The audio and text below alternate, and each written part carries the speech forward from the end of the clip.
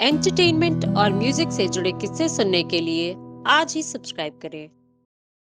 ये बात हम सभी जानते हैं कि किशोर दा ने जितने भी को सिंगर्स के साथ गाया है, चाहे वो मेल सिंगर हो या फीमेल सिंगर हो, उनमें किशोर दा की सबसे ज्यादा पटड़ी बैठती थी आशा भोसले जी के साथ।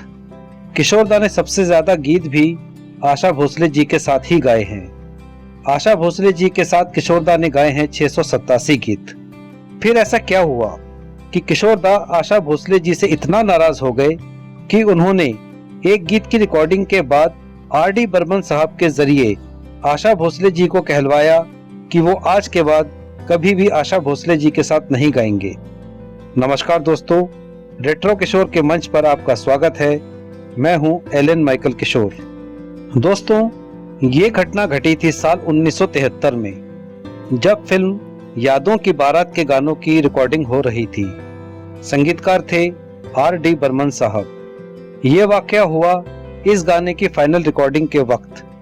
आपके कमरे में कोई रहता है, हम नहीं कहते, जमाना कहता है। 7.5 मिनट से ज्यादा लंबा ये गीत सिंगिंग के लिहाज से बहुत मुश्किल है। इस गीत में बहुत से ओवरलैप हैं, कई बार टेम्पो चेंज होता है, सडन एक्सेलरेशन होता है, बीच बीच में सिंगर्स को डायलॉग भी बोलने हैं। क्योंकि फिल्म में इस गीत को पब्लिक परफॉर्मेंस की तरह दिखाया जाना था, इसलिए ऑडियंस का शोर और तालियों की आवाजें भी थी। ये गीत तारिक जी, विजय अरोड़ा जी और जीनत अमान जी पर फिल्माया जाना था।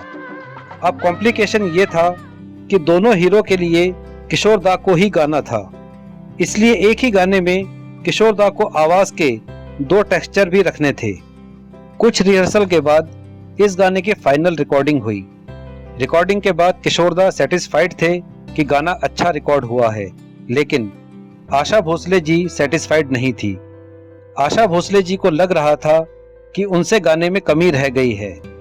आशा भोसले जी ने किशोर दा से गाने को दोबारा रिकॉर्ड करने की रिक्वेस्ट की।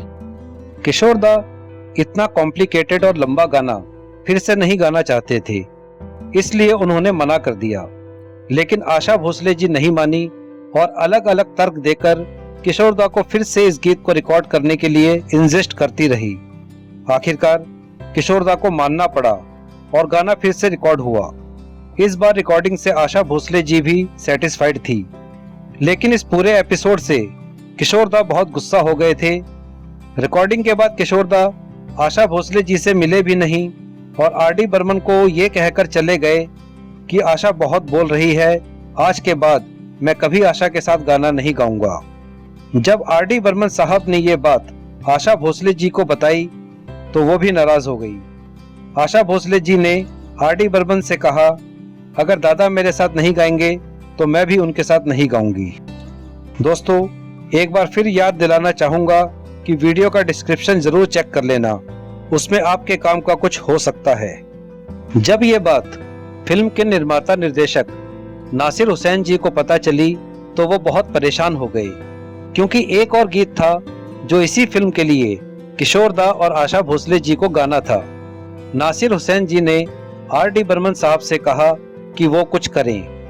अब यहाँ मैं ये बताना चाहूंगा कि किशोर दा अक्सर अपने करीबी लोगों से नाराज हो जाया करते थे और थोड़ी मस्ती करने के बाद मान जाया करते थे। इस मामले में किशोर दा ने क्या मस्ती की, ये भी दिलचस्प है। जब नासिर हुसैन जी के कहने पर आर.डी. बर्मन साहब ने किशोर दा को फोन किया तो किशोर दा कुछ शर्तों के साथ आशा भोसले जी के साथ गाने के लिए तैयार हो गए। शर्तें भी बड़ी दिलचस्प थी। शर्त नंबर 1, मैं आशा से बात नहीं करूंगा, आशा मेरे से बात नहीं करेगी। शर्त नंबर 2, मैं आशा की तरफ नहीं देखूंगा, आशा मेरी तरफ नहीं देखेगी। शर्त नंबर 3, मैं बाईं तरफ मुंह करके गाऊंगा, आशा दाईं तरफ मुंह करके गाएगी। शर्त नंबर 4, हम दोनों अलग अलग माइक्रोफोन पर गाएंगे। शर्त नंबर 5, रिकॉर्डिंग के बाद मैं बिना किसी से बात किए चला जाऊंगा। अब आर.डी. बर्मन साहब ने आशा भोसले जी से बात की और उन्हें किशोर दा की शर्तों के बारे में बताया। आशा जी किशोर दा की शर्तों पर गाने के लिए तैयार हो गई। यहाँ जिस गीत की रिकॉर्डिंग की बात हो रही है वो है मेरी सोनी मेरी तमन्ना, झूठ नहीं है मेरा प्यार। झूठ नहीं है मेरा प्यार। रिकॉर्डिंग के दिन किशोर दा और आशा भोसले जी स्टूडियो पहुंचे। दोनों ने एक दूसरे से बात नहीं की।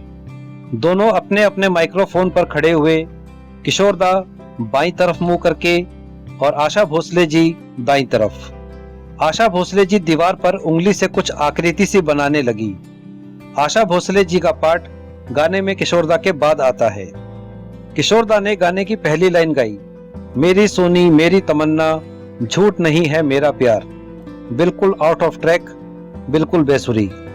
किशोर दा ने खुद कहा, कट कट कट।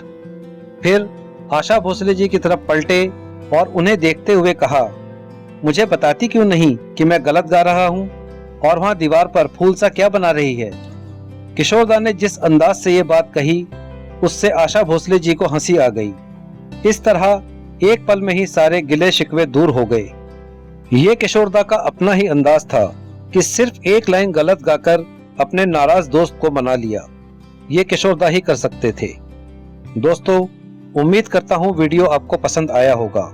अगर ऐसा है और आपने अभी तक रेट्रो किशोर को सब्सक्राइब नहीं किया है तो अभी सब्सक्राइब कर लें और बेल आइकन को जरूर प्रेस करें ताकि आपको नए वीडियोस के नोटिफिकेशंस मिलते रहें। फिर मिलूंगा एक नई वीडियो के साथ। तब तक के लिए विदा, नमस्कार।